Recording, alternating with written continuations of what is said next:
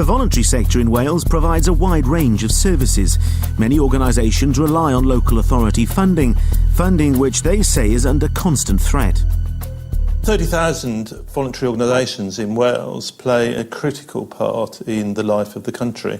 Most activities in most communities are undertaken on a voluntary basis. Some of those are going to be befriending schemes for the elderly. They may be community cafes or day centres for a variety of people. Voluntary organisations are great value for money. Typically, for every £1 that a local authority puts in, the organisation will raise £4 itself. And also, it doesn't take any account of what happens to the needs that the service that the voluntary organisation was performing, and therefore probably greater demands will be made upon social and health services because the voluntary sector will have to pull back.